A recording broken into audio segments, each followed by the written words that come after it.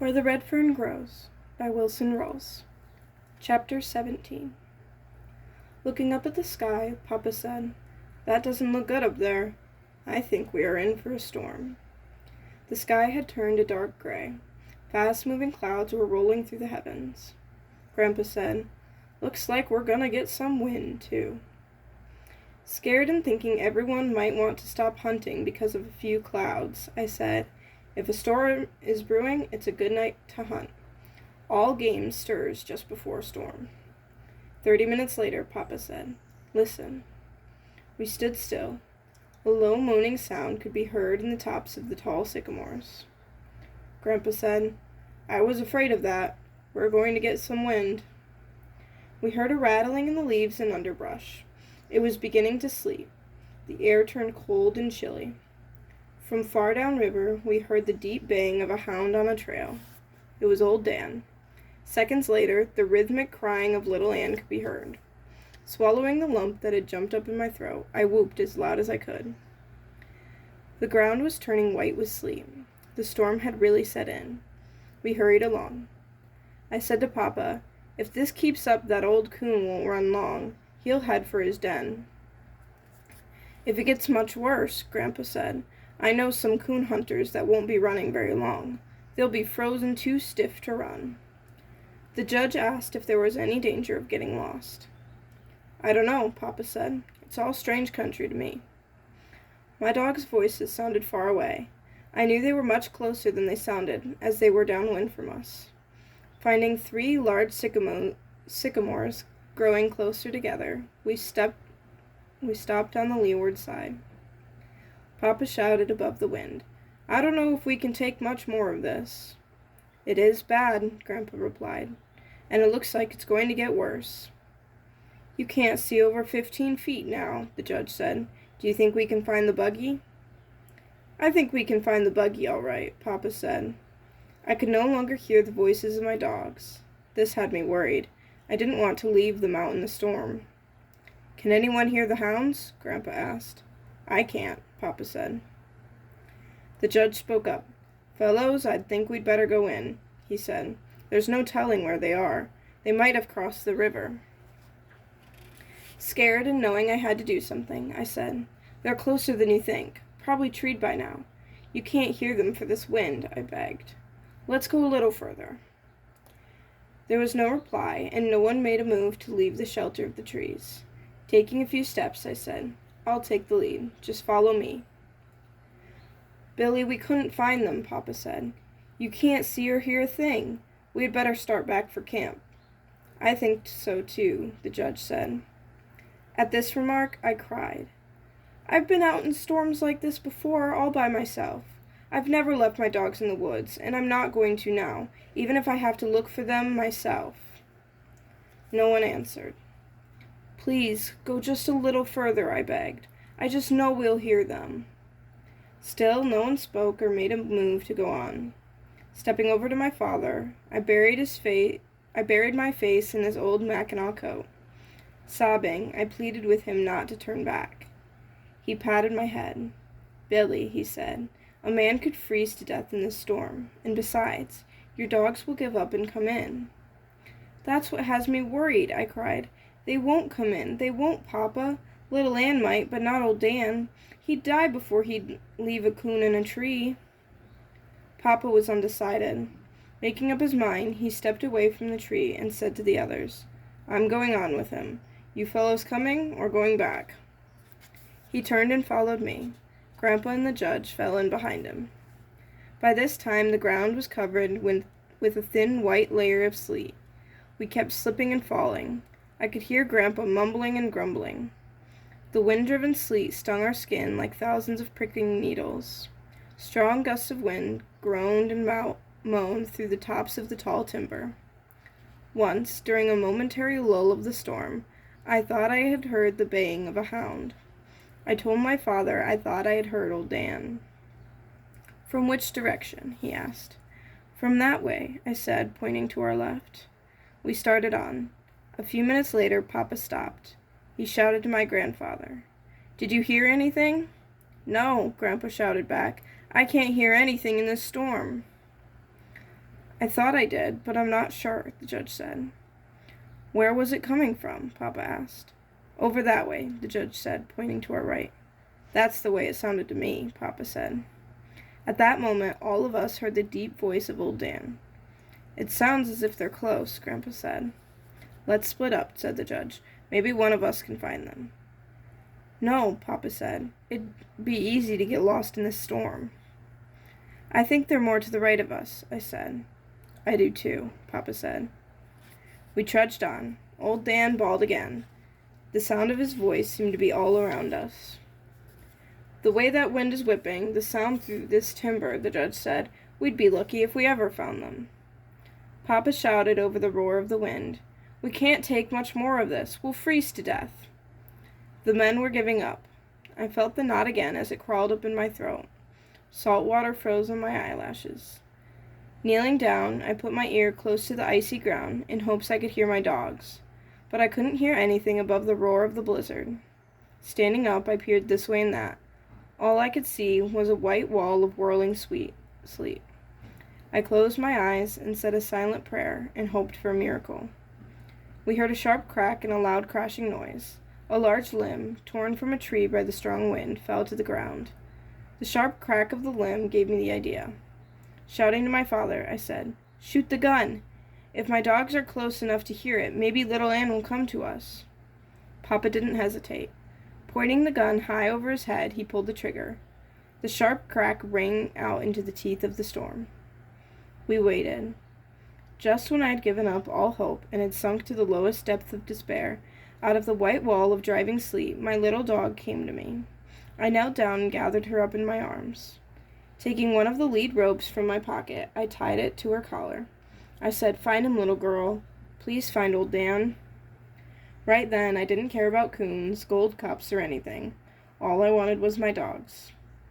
I don't know how she did it. Straight into the face of the storm she led us. Time after time, she would stop and turn her head this way and that. I knew she couldn't scent or see anything. Instinct alone was guiding her. Over a winding and twisting trail we followed. Coming out of the bottoms, she led us into a thick canebrake. The tall stalks sheltered us from the storm. The roaring of the wind didn't seem as loud. Like ghostly figures, large trees loomed out of this almost solid mass. Falling and stumbling, we kept pushing on. Grandpa shouted, "Hold up a minute. I'm just about all in." We stopped. "Do you think that hound knows what she's doing?" the judge asked. "Maybe we're running around in circles." Looking at me, Papa said, "I hope she does. Some of these cane breaks cover miles. If we get lost in here, we'll be in bad shape." Grandpa said, "I think we've gone too far. The last time I heard old Dan, he sounded quite close." "That was because the wind carried the sound," I said. The judge spoke up. "Fellows, no dog is worth the lives of 3 men. Now let's do the smart thing and get out of here while we can. Our clothes are wet. If we keep on wandering around in this jungle, we'll freeze to death. It doesn't look like this blizzard is ever going to let up." I could hear the roar of the blizzard back in the thick timber of the bottoms. 2 large limbs being rubbed together by the strong wind made a grinding, creaking sound.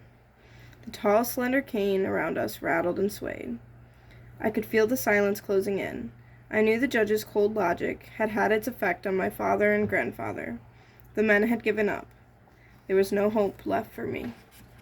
Kneeling down, I put my arms around little Ann. I felt the warm heat from her moist tongue caressing my ear. Closing my eyes, I said, "Please, Dan, bawl one more time. Just one more time." I waited for my plea to be answered. With its loud roaring, the north wind seemed to be laughing at us. All around, tall stalks of cane were weaving and dancing to the rattling rhythm of their knife-edged blades. My father tried to talk above the wind, but his words were lost in the storm. Just before another blast, clear as a foghorn on a stormy sea, old Dan's voice rang loud and clear. It seemed louder than the roar of the wind or the skeleton-like rustling of the tall swaying cane. I jumped to my feet.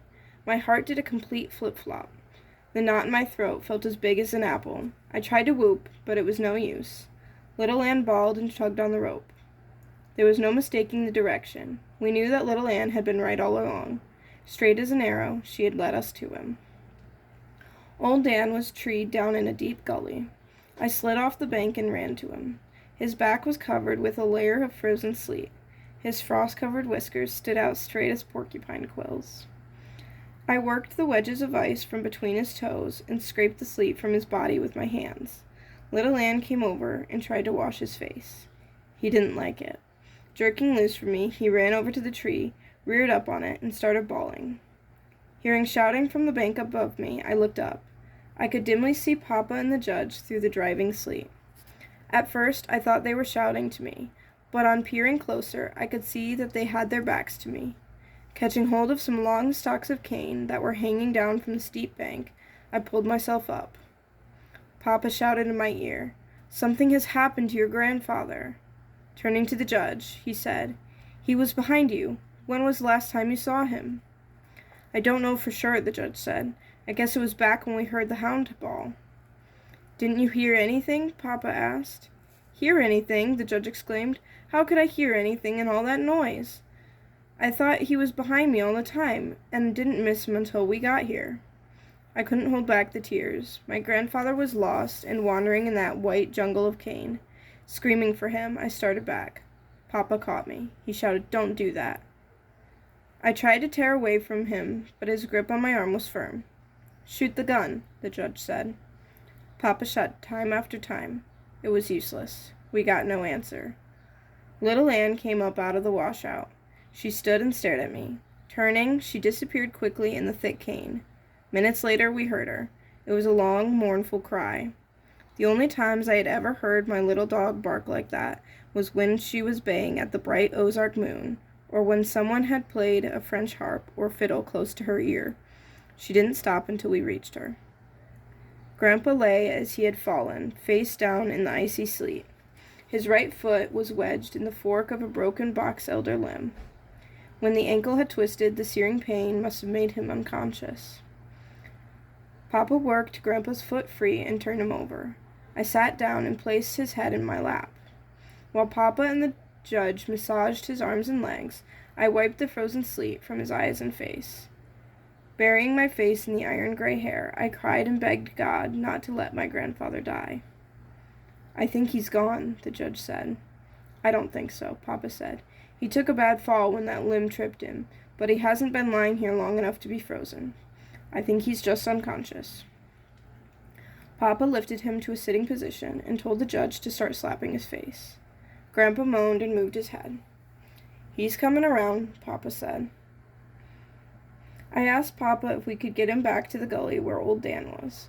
I had noticed there was very little wind there, and we could build a fire.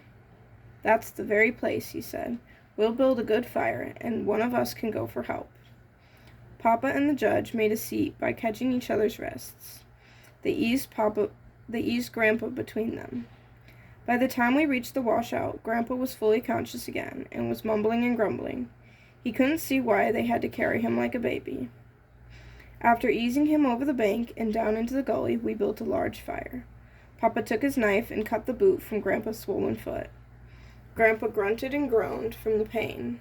I felt sorry for him, but there was nothing I could do but look on. Papa examined the foot. Shaking his head, he said, "Boy, that's a bad one. It's either broken or badly sprained.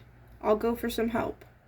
Grandpa said, "Now wait a minute. I'm not going to let you go out in that blizzard by yourself. What if something happens to you? No one would know." "What time is it?" he asked. The judge looked at his watch. "It's almost 5 o'clock, he said. "It's not long till daylight," Grandpa said. "Then if you want to go, you can see where you're going. Now help me get propped up against this bank. I'll be all right. It doesn't hurt anymore. It's numb now." "He's right," the judge said. "Think you can stand it?" Papa asked. Grandpa roared like a bear. "Sure I can stand it. It's nothing but a sprained ankle. I'm not going to die. Build that fire up a little more." While Papa and the judge made Grandpa comfortable, I carried wood for the fire. "There's no use standing around gawking at me," Grandpa said. "I'm all right. Get the coon out of that tree. That's what we came for, isn't it?" Up until then, the coon hunting had practically been forgotten. The tree was about 30 feet from our fire. We walked over and took a good look at it for the first time. My dogs, seeing we were finally going to pay some attention to them, started bawling and running around the tree. Papa said, "It's not much of a tree, just an old box elder snag. There's not a limb on it." "I can't see any coons," said the judge. "It must be hollow." Papa beat on its side with the axe. It gave forth a loud, booming sound. He said, "It's hollow, all right."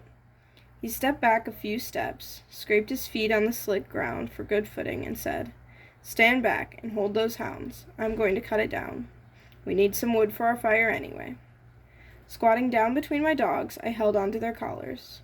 Papa notched the old snag so it would fall away from our fire. As the heavy axe chewed its way into the tree, it began to lean and crack. Papa stopped chopping. He said to the judge, "Come on and help me. I think we can push it open now." After much grunting and pushing, snapping and popping, it fell. I turned my dogs loose. On hitting the ground, the snag split and broke up. Goggle-eyed, I stood rooted in my tracks and watched the 3 big coons roll out of the busted old trunk. One started up the washout, running between us and the fire. Old Dan caught him, and the fight was on. The second coon headed down for the washout. Little Ann caught him. Hearing a loud yell from Grandpa, I looked that way. Old Dan and the coon were fighting close to his feet. He was yelling and beating at them with his hat. The judge and Papa ran to help. The third coon started climbing up the steep bank close to me. Just before reaching the top, its claws slipped in the icy mud. Tumbling end over end, down he came. I grabbed up a stick and threw it at him. Growling and showing his teeth, he started for me. I threw the fight to him then and there. Some 10 yards away, I looked back. He was climbing the bank. That time he made it and disappeared in the thick cane. Hearing a squall of pain from little Ann, I turned. The coon was really working her over. He had climbed up on her back and was tearing and slashing. She couldn't shake him off. Grabbing a club from the ground, I ran up to help her. Before we had killed our coon, old Dan came tearing in. We stood and watched the fight. When the coon was dead, Papa picked it up, and we walked back to the fire. "How many coons were there in that old snag?" Papa asked. "I saw 3, I said. "The one that got away climbed out over there." I pointed in the direction the coon had taken. I never should have pointed. My dogs turned as one and started bawling and clawing their way up the steep bank. I shouted and scolded, but to no avail. They disappeared in the rattling cane. We stood still, listening to their voices. The sound died away in the roaring storm. Sitting close to the fire, I buried my face in my arms and cried. I heard the judge say to my father, "This beats anything I've ever seen. Why, those dogs can read that boy's mind. He just pointed at that bank and away they went. I never saw anything like it. I can't understand some of the things they have done tonight. Hounds usually aren't that smart. If they were collies or some other breed of dog, it would be different. But they're just red-bone hounds, hunting dogs." Papa said, "Yes, I know what you mean. I've seen them do things I couldn't understand. I'd never heard of hounds that ever had affection for anyone, but these dogs are different. Did you know they won't hunt with anyone but him? Not even me?" Hearing my grandfather call my name, I went over and sat down by his side. Putting his arm around me, he said, "Now, I wouldn't worry about those dogs. They'll be all right. It's not long till daylight. Then you can go to them." I said, "Yes, but what if the coon crosses the river? My dogs will follow him. If they get wet, they could freeze to death." "We'll just have to wait and hope for the best," he said. "Now straighten up and quit that sniffling. Act like a coon hunter. You don't see me bawling, and this old foot is paining me something awful." I felt better after my talk with Grandpa. "Come on, let's skin these coons," Papa said. I got up to help him. After the skins were peeled from the carcasses, I had an idea. Holding one up close to the fire until it was warm, I took it over and wrapped it around Grandpa's foot. Chuckling, he said, "Boy, that feels good. Heat another skin the same way." I kept it up for the rest of the night.